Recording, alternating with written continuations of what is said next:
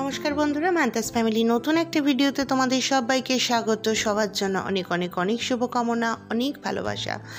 আজ দিনটা ছিল একটু মেঘলা, তবে ছাদে যখন গেলাম সকালবেলায় দেখলাম ফুরফুর করে হাওয়া বইছে। কি ভালো যে লাগছিল। এই সকালবেলা ছাদে আসলে না সারাদিনের কাজের পুরো সর্বনাশ হয়ে যায়। কত সময় যে কেটে যায় বুঝতেই পারি না। 5 মিনিটের নামে সেখানে হয়তো 20 মিনিট পরে নামলাম।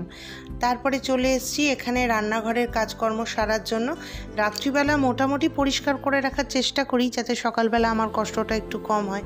তারপরেও একটু হালকা করে একটু মুছে নিলাম, কারণ ওরকম ডিপ ক্লিনিং ব্যাপারটা তো হয় না। সকাল সকাল প্রচুর কাজ থাকে, তাই যেহেতু মেয়ে অফিস বেরোবে ওর জন্য তাড়াহুড়ো করে এখানে আগে যেটা করলাম একটু ভাত বসিয়ে নিলাম। বহুদিন ভাত নিয়ে যায় না, আজকে বলেছিল ভাত খাবে, তো ঠিক আছে সেই জন্য একটু ভাত আর একটা তরকারি করে দিলেই যথেষ্ট।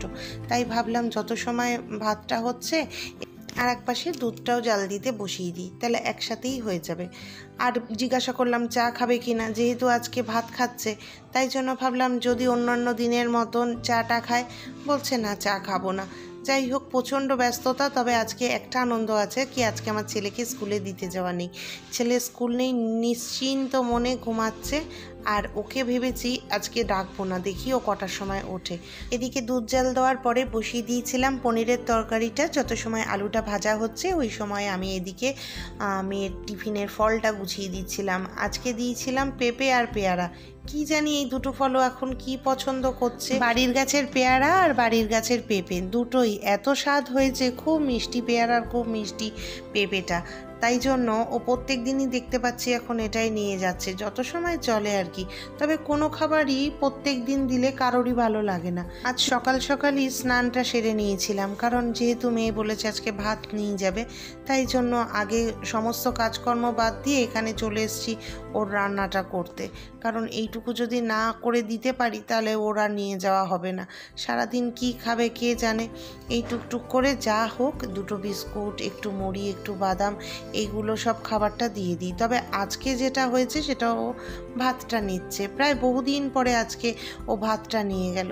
আর দুপুরবেলা ভাত ছাড়া কি খাবে, যত বলি নিয়ে যেতে, কিন্তু এখন ইদানিং ধরে দেখতে পাচ্ছি যে ভাতের থেকে একটু দূরেই থাকছে। আগে খুব মিষ্টিটা পছন্দ করতো, টিফিনে দই মিষ্টি দিতেই হতো, তবে এখন দই মিষ্টিটাও নিচ্ছে না। আর আমি এদিকে ভাবি যদি একটু ভাতটা খায় তাহলে মনে হয় ভালো হবে। সন্ধ্যাবেলা বাড়িতে ফিরেও ওই কিচ্ছু না, একটু শুকনো মুড়ি আর বাদাম, এই হয়েছে এখন ওর প্রিয় খাবার। তাই আবার অফিসের জন্যও একটু দিয়ে দিচ্ছি। সারাদিনে যদি সময় পায় টুকটুক করে খাবে। ভাত দেওয়ার সময় যদিও দাঁড়িয়ে থাকতো তাহলে একটা কথা কিন্তু আমাকে বলতো, ভাত কমাও ভাত কমাও ভাত কমাও, কিন্তু আমি একটু চেপে চেপে দেওয়ার চেষ্টা করছি যদি একটু খায়। কি ছাতা মাথা ডায়েট করে কি জানি, আর এইসব খাবার খেয়ে কি আর শরীর চলে? তবে আমার মেয়ে পনিরটা খেতে খুব পছন্দ করে। যখন ও ননভেজ খেত তখনও ওর পছন্দের তালিকায় পনিরটাই থাকতো। তাই পনির হলে একটু যদি বলি ভাত করে দিচ্ছি, খুব একটা বারণ করে না। তবে রোজ রোজ দিলে আবার সেটাও আবার মেনে নেবে না। এখানে আমি ওর টিফিনটা গুছিয়ে দিয়েছি, অল্প একটু ভাত আর পনিরের তরকারি, আর কিচ্ছু না। জানি না পুরোটা খাবে কিনা কিংবা ফেরত আনবে কিনা। ম্যাক্সিমাম দিনই দেখবো কিছু না কিছু খাবার ওর টিফিন বক্সে ভর্তি রয়েছে। এইসব হাবিজাবি দিয়ে আমার মেয়ের খাবারের পুটুলি রেডি, আর এইসব দিয়ে ওকে আজকে টিফিনে আমি পাঠিয়ে দিচ্ছি। আর এখন যাব ওকে আমি দিয়ে আসতে। আজকে একটা ডিউটি আমার কম আছে, কারণ আজকে স্যাটারডে, আজকে আমার ছেলে স্কুলটা নেই। এইটা একটা বাঁচোয়া, নালে এই সময় আমার যে কি চলতে থাকে। আর আমার মেয়েকে দেখলাম ও নিচে এতক্ষণে নেমে গেছে, আর আমি এদিকে কুটকুট করেই যাচ্ছি, আর আমাকে 3-4 বার তার ডাকাও হয়ে গেছে। বলছি আসছি, আসলে এই সময়টা খুব ব্যস্ততা থাকে তো, আর আমারও হয়ে ওঠে না সমস্ত কাজকর্মর আগে। ওকে ভাবি কতক্ষণে ওকে দিয়ে আসবো, তারপরে গিয়ে আমার সমস্ত কাজ।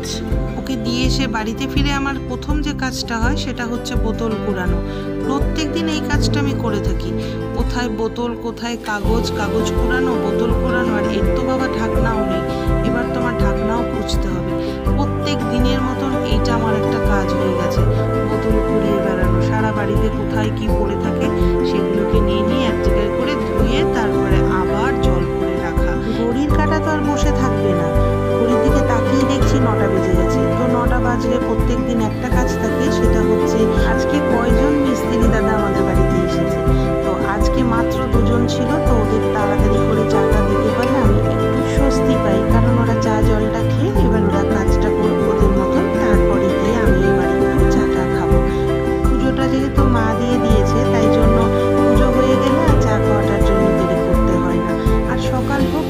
বিকেল যখনই আমি চা খাই সেটা যদি আমি একা একা খাই আমার মোটেও ভালো লাগে না।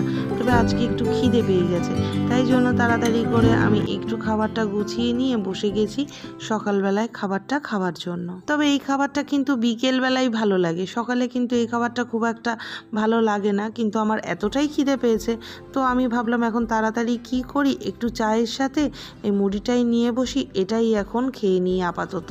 আম তেল দিয়ে মাখলে কিন্তু খুব সুন্দর একটা গন্ধ বেরোয়। পাপ্পু আর কিছু করুক আর না করুক এটা কিন্তু প্রত্যেক বছর করে, একটু আম তেল দিয়ে রাখে। যে কদিন চলে চললো, তবে মিষ্টি আচার করে রাখলে বেশি দিন যায় না। যত সময় মিষ্টি আচার বাড়িতে থাকে আমার বাবা তত সময় মিষ্টি আচারটা খেতে থাকে। আমি এবার আমার চা মুড়িটা নিয়ে চলে যাই খাটে বসে খাওয়ার জন্য। এইটা খাওয়ার জন্য যে কত বকা খেয়েছি যে খাটে বসে খাওয়া যাবে না, আর আমি জানি না কেন খাটেই চলে আসবো যত খাবার দাবার নিয়ে। সবাই বলবে এটা খাওয়া ভালো না, এটা ভালো জিনিস না।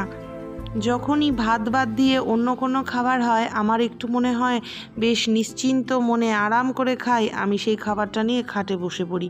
এইটা যে কবে আমার পাল্টাবে, এ জন্মে মনে হয় এই অভ্যাস আমার আর গেল না। আর আমি এতটা চা খাই, প্রচুর পরিমাণে চা ভালোবাসি খেতে। আর এই সকাল সকাল একটু চা না খেলে যেন কোনো কাজেরই এনার্জি পাই না। ছেলে পড়তে বসেছে, মেয়ে গেছে অফিসে, আজকে ছেলের ছুটি, তাই একটু বেলা করে ঘুম থেকে উঠেছি, হালকা পাতলা কাজকর্ম সেরে তারপর বসে গেছি চাটা খেতে। আসলে কালকে শুক্রবার গেছে তো, শুক্রবার দিন আমার খুব একটা খাওয়া দাওয়া হয় না, বলতে গেলে উপোসই থাকি, কারণ ওই চা দুধ এই সমস্ত জিনিসই খাই শুক্রবার দিন। তাই শনিবার না খুব সকাল সকাল খিদে পেয়ে যায়। অন্যান্য দিন চা খেতে আরও বেলা হয়ে যায়। তারপরে হয় কি যে একা একা খাবো সেটাও খুব একটা ভালো লাগে না, আর ও যখন বাড়িতে থাকে একসাথে বসে খাই সেটা একরকম চলে। আর অন্যান্য দিন কি হয়, যখনই আমি চাটা নিয়ে বসি কাউকে না কাউকে ফোন নিয়ে বসি বা গল্প করতে করতে চাটা খাই, একদমই ভালো লাগে না। তো আজকে আমি ভাবলাম চা খাচ্ছি আর একটু ভিডিও করি, কারণ ভিডিওটা এত অবহেলা করা হয়, এত অবহেলা করা হয়, করাই হয় না, অথচ কিন্তু আমি ভিডিও করতে ভীষণ ভালোবাসি। তো আজকে থেকে ভাবলাম যে টুকটাক খুঁটিনাটি যাই করি না কেন ভিডিওর মাধ্যমে তোমাদের সাথে শেয়ার করবো। যখনই একটু হাওয়া দেয় কিংবা একটু বৃষ্টি পড়ে, ওয়েদারটা একটু মনের মতন থাকে, কাজকর্ম একটু যদি হালকা থাকে, তবে কিন্তু আমি ছাদে গিয়ে বেশ কিছুটা সময় কাটিয়ে আসি।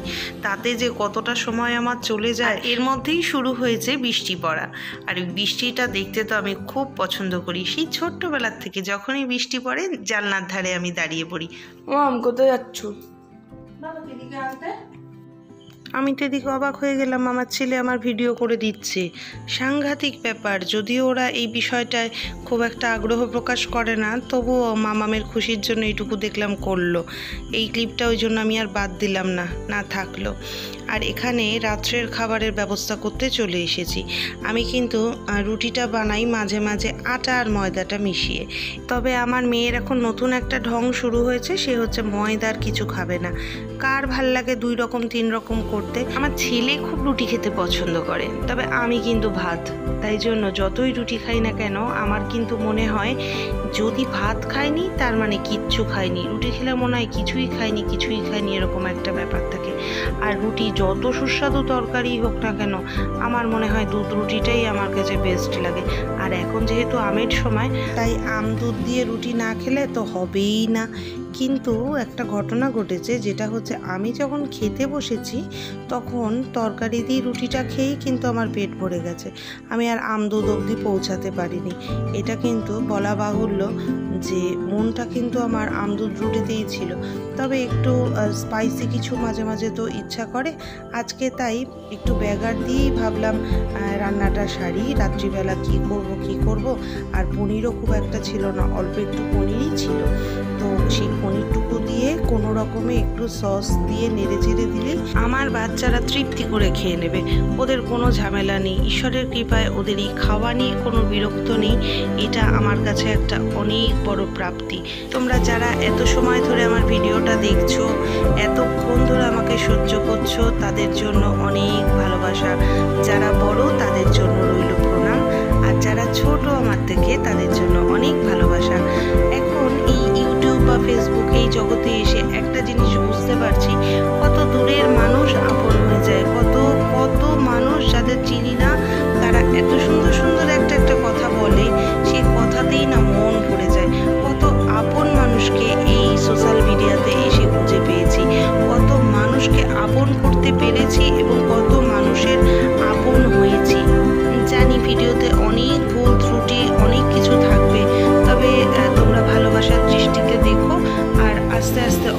চেষ্টা করব আরও ভালো ভালো ভিডিও পোস্ট করার, আরও ভালো কিছু করার।